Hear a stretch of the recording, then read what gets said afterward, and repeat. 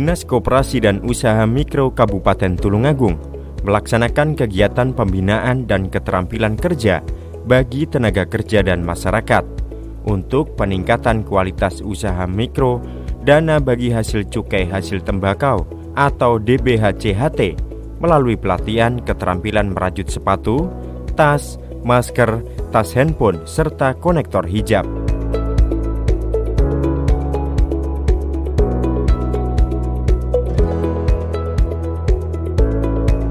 Ibu sekalian yang berarti hari Senin wadah sekali biasanya Bu. Dan sekaligus hari ini kami menginformasikan juga mungkin tetangga ibu, saudara ibu atau siapa bahwa pemerintah Republik Indonesia terkait dengan bantuan pelaku usaha mikro itu diperpanjang sampai bulan November, yang kemarin besarannya 2,4 juta per pelaku usaha mikro. Di kabupaten tahap pertama itu sudah terkumpul 52.093 pelaku usaha mikro yang kita usulkan di sana. Lembaga pengusul itu ada 4. 1 dinas kabupaten yang membidangi koperasi dan usaha mikro. Kedua itu adalah koperasi yang berbadan hukum. Ketiga itu kementerian dan kelembagaan. Keempat itu adalah bank yang sudah mendapat persetujuan dari OJK. Nah, dari perjalanan waktu tersebut kita sudah ada verifikasi bank penyalurnya. Salah satu tanda bahwa pelaku usaha mikro itu mendapatkan bantuan tersebut adalah dia di SMS. Karena formatnya itu salah satu kolomnya itu ada nomor HP atau WA yang harus dicantumkan di situ. Kalau sudah mendapat SMS, nanti dihubungi oleh bank penyalur, dilakukan verifikasi dalam waktu beberapa hari atau minggu, saya tidak kurang tahu, itu bisa cair.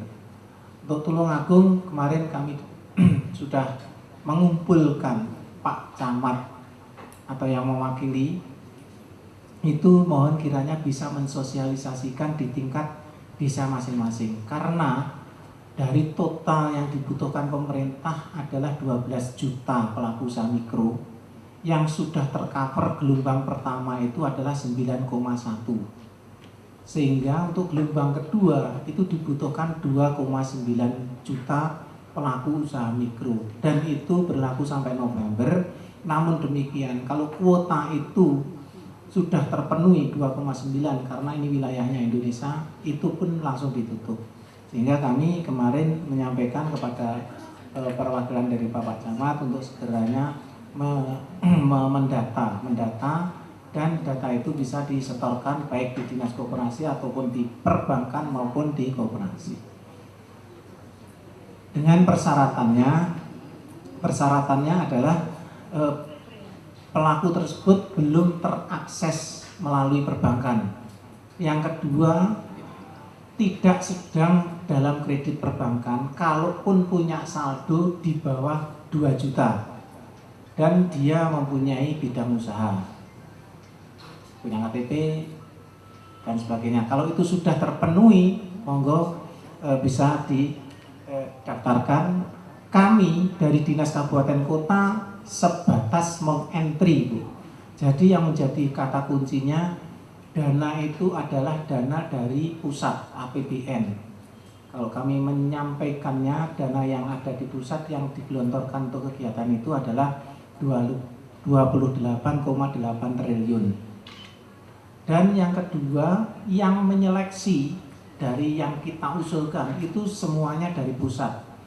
Kami sebatas mengusulkan, tidak lebih dari itu, sehingga informasi ini akan linear nantinya jenengan sampaikan kepada saudara, tetangga, teman atau siapa. Karena itu informasi yang perlu kami sampaikan, Ibu-ibu. Ibu sekalian yang kami hormati, kami menyadari sepenuhnya, kita pun semuanya menyadari sepenuhnya bahwa kita memasuki masa pandemi. Dengan masa pandemi ini memang dari sisi ekonomi sangat terdampak. Kalau kami ingin berbicara secara kenasionalan ekonomi, triwulan itu adalah 3 bulan.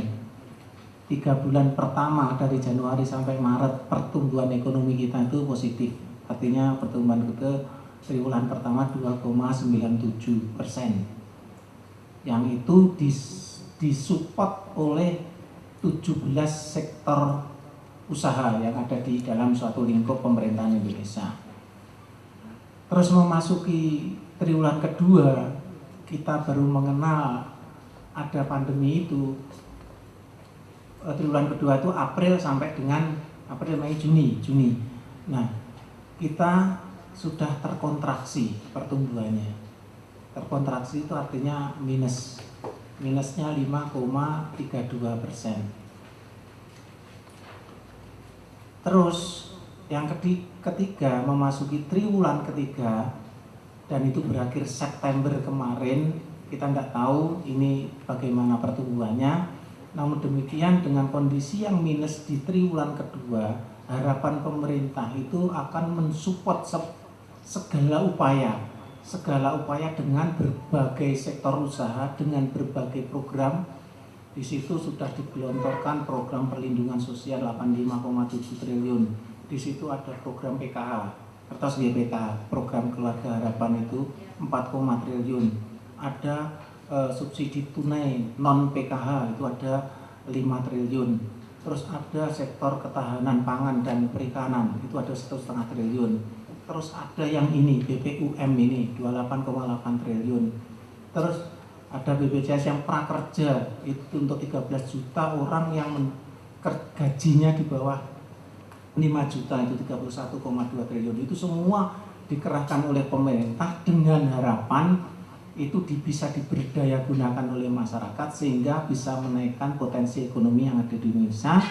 Dengan begitu maka bisa membalikkan untuk triwulan ketiga kita itu pertumbuhan menjadi positif.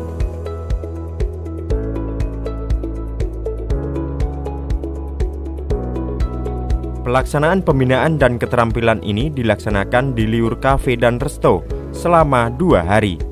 Dimulai pada hari Senin tanggal 19 dan Selasa tanggal 20 Oktober tahun 2020.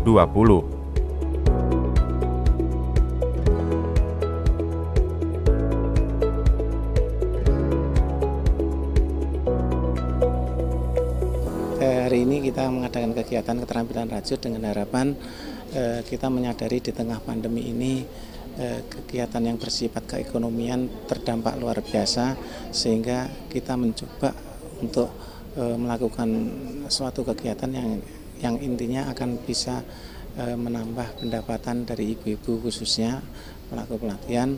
Dengan adanya keterampilan rajut ini nantinya hasil yang diproduksi ini akan bisa menjadi industri rumah tangga.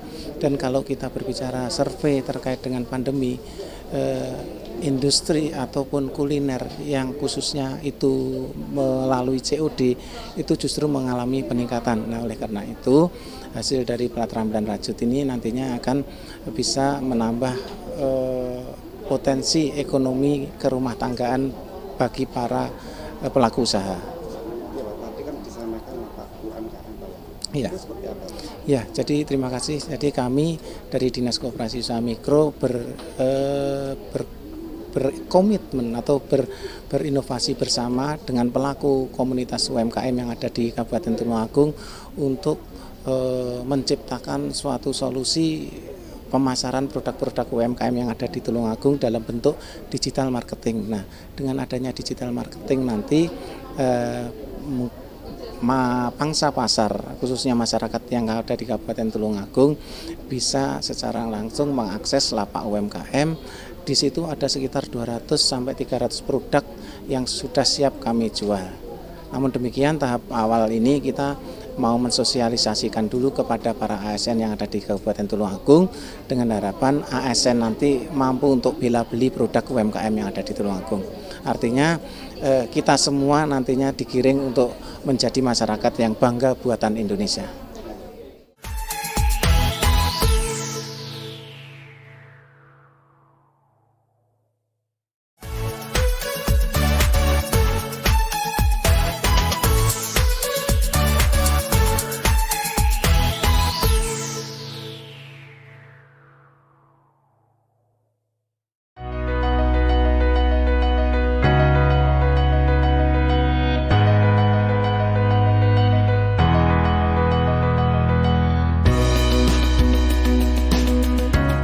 Adapun yang mengikuti kegiatan pembinaan dan keterampilan kerja bagi tenaga kerja dan masyarakat sebanyak 38 orang.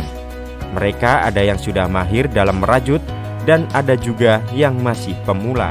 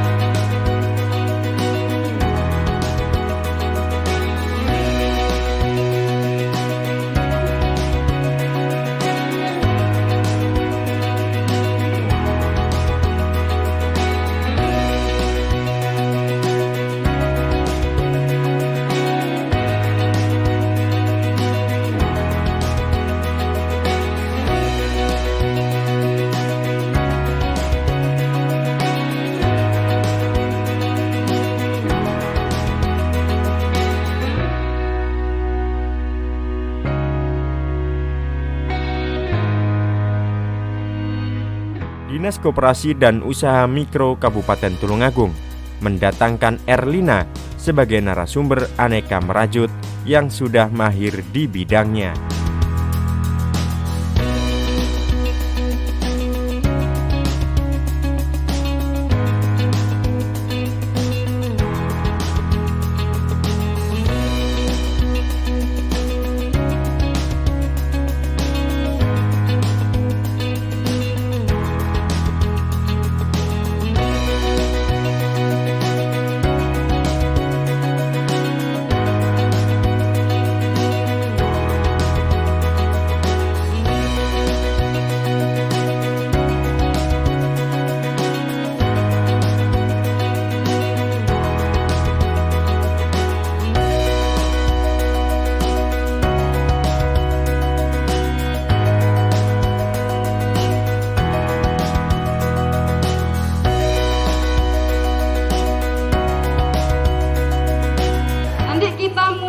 Dari sini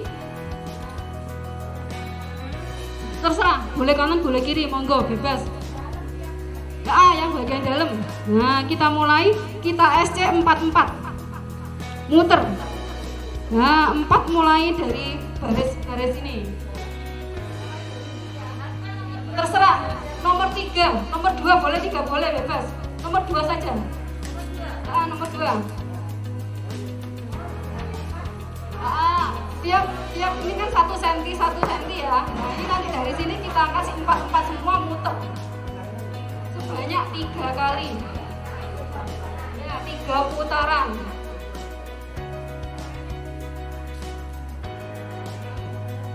Mulai dari dalam biar nggak kelihatan. Kalau memang kita kan kalau lagi belajar kan kadang ada sesuatunya ya, kita mulai dari sini.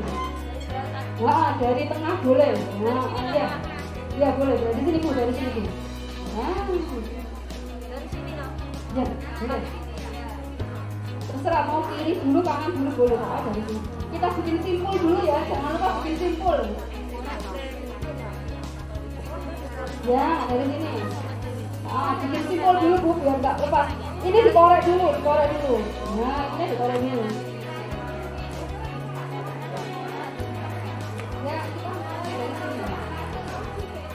Dari sini, biar nggak kelihatan nanti sampingnya. Ya.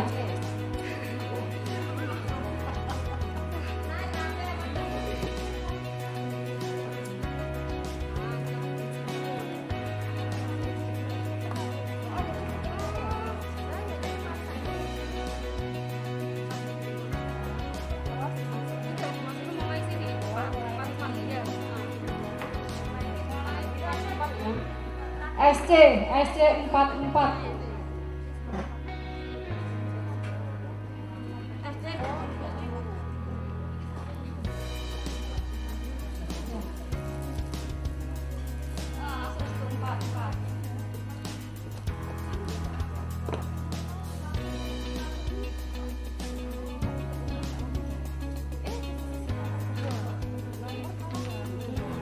satu. Nah, satu sol ini diisi 4 SC sampai 3 kali putaran. Ya, naik ke atas 3 kali. Ya. Ya, nah, biar kelihatan kalau nanti ada salah-salahnya kita tutup di sini. Ya. 4 SC saya muter sini sampai 3 kali putaran. Kita sih dikorek dulu Ibu, biar enggak bulat.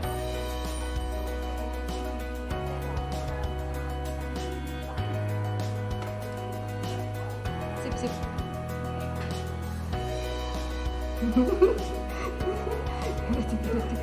Nggak ada benangnya itu poli. Untuk mempermudah merajut itu gampang ya, seperti kita harus konsentrasi juga. Terus waktu belajar merajutnya itu juga harus lebih diperhatikan. Dia harus telaten, betul-betul konsentrasi. Kadang kan kita kan merajut itu dianggap gampang ya, gampang akhirnya kan mereka, pokoknya aku bisa. Ternyata tidak seperti itu. Agak sulit memang kalau yang belum bisa, kalau yang sudah bisa ya nanti bisa dikembangkan lagi seperti keinginan mereka juga. Yang penting itu jam terbangnya. Iya, Mbak. Untuk melakukan maka ada alat-alat Mbak ya. Iya. Dan digunakan itu apa ya? Apa itu Yang jelas itu hakpen, alat untuk merajut, benang untuk dirajut, sama media apa yang ingin dirajut. Kayak aku ini kan sepatu rajut cover, jadi kita ambil sepatunya, kita rajut di sepatunya itu juga. Ya. Ini Mbak, pesan untuk para perajut Mbak. Pesan saya untuk para perajut, dengan diadakan pelatihan ini mereka bisa mengembangkan lagi. Soalnya kan ini kan mereka sudah mahir ya yang tak ajari. Kalau belum mahir, saya tidak bisa ngajari mereka sepatu. Jadi ini bisa dikembangkan nanti setelah mereka bisa bikin tas, ini bikin sepatu kan bisa untuk harga jual mereka juga. Seperti itu. Untuk para pemula perajut Mbak ya, itu untuk yang paling mudah yang dibicarakan apa Mbak? Bikin tas dulu, bikin konektor yang sekarang lagi tren itu yang paling mudah banget. Untuk tas, untuk sepatu memang harus tingkatnya sudah tingkat mahir. Ya. Setelah jadi perajut ya, itu untuk penjualan sendiri gimana? Kita penjualannya pakai online, pakai offline itu banyak lah. Sekarang kita ada asosiasi banyak ya, komunitas-komunitas kan banyak. Ya itu kita ngikuti mereka, nanti sama mereka nanti diajarkan. Sekarang apalagi ada UMKM marketplace itu, nah itu kita bisa masuk di situ. Mempermudah sekali. Kalau masalah jual, yang penting kita bikin dulu yang banyak. Masalah jual itu gampang. Yang penting optimis, semangat. Dulu cuman belajar dari orang tua gitu, terus enggak ada yang membimbing, cuman itu saja. Otodidak Bu ya? Iya. Bisa tidak Bu merajut itu Bu?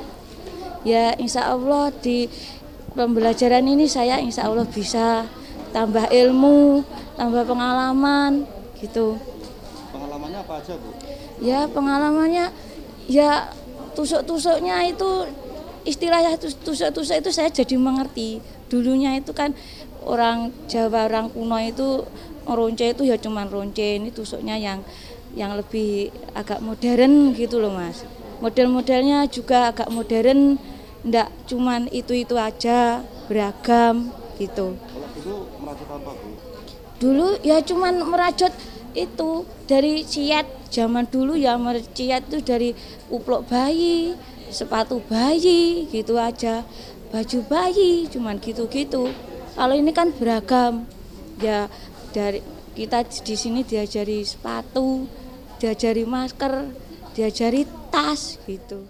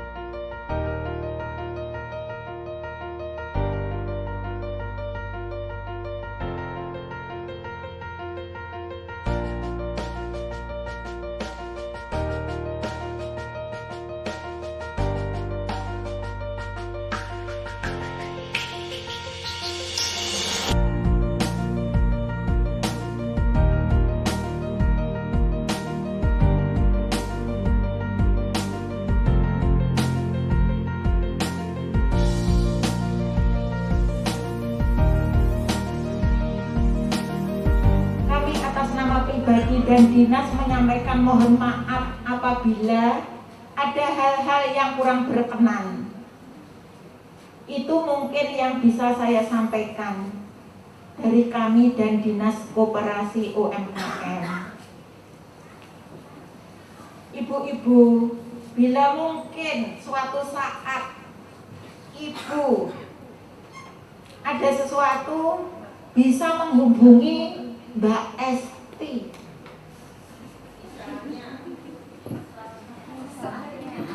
Ya, mungkin ingin curhat apa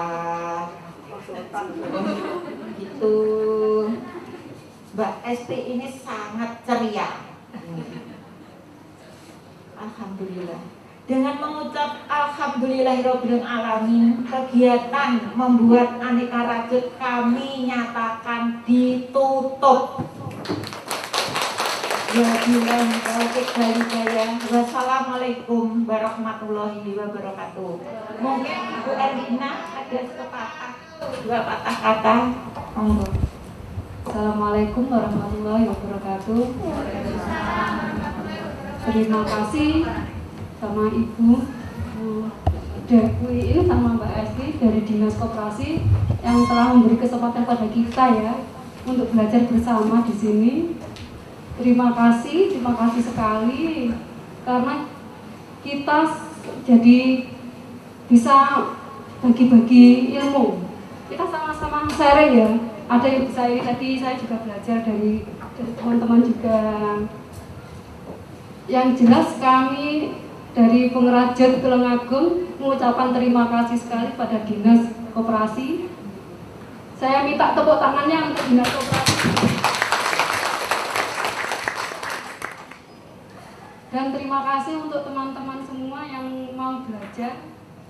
Yang alhamdulillah ini sudah ada 3 pasang sepatu.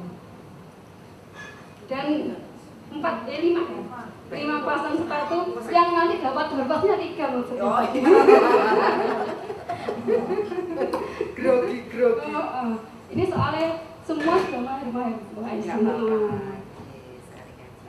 Jadi kita belajar bersama di sini. Terima kasih. Assalamualaikum warahmatullahi wabarakatuh. Tepuk tangan dulu. Oke, kedua,